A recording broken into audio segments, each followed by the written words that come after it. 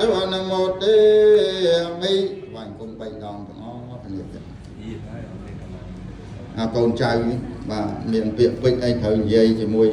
បាទលោកអ្នកដែលមានគុណអញ្ជើញមានប្រសាសន៍បាទ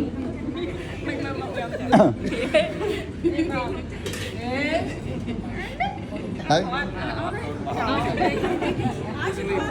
អញ្ជើញមានប្រសាសន៍ទេអត់អីទេកម្មាទោស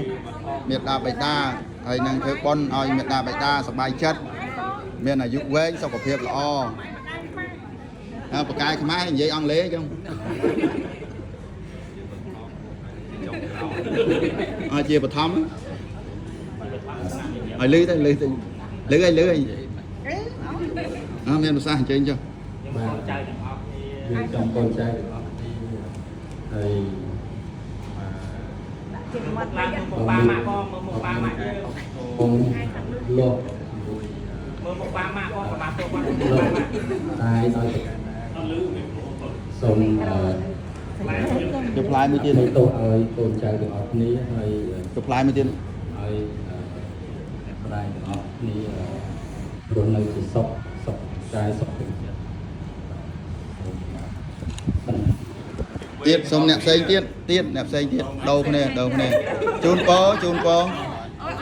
ពរម៉ែមេត្តាបិតាយើងឲ្យបាទអីគេចង់បានមីក្រូហ្នឹងហើយតោះអញ្ជើញ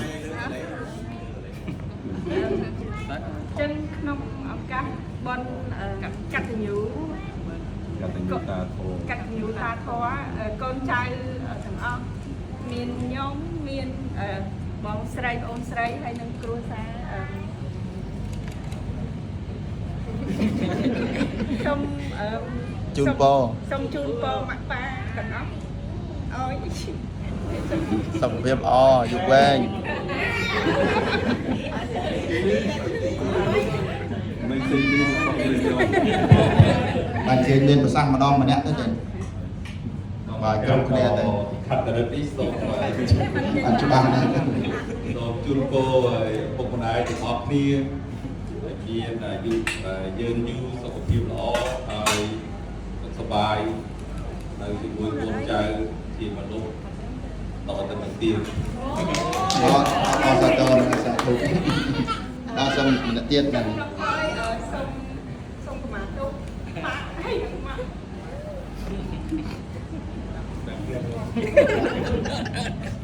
សូមកម្មាទោសម៉ាក់ប៉ា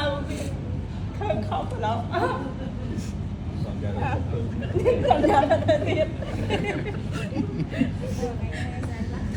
ទៅទៀតមានទៀតឲ្យគ្រប់គ្នាទៅម្នាក់ម្ដងគ្រប់គ្នាទៅអស់នៅបាទអរគុណ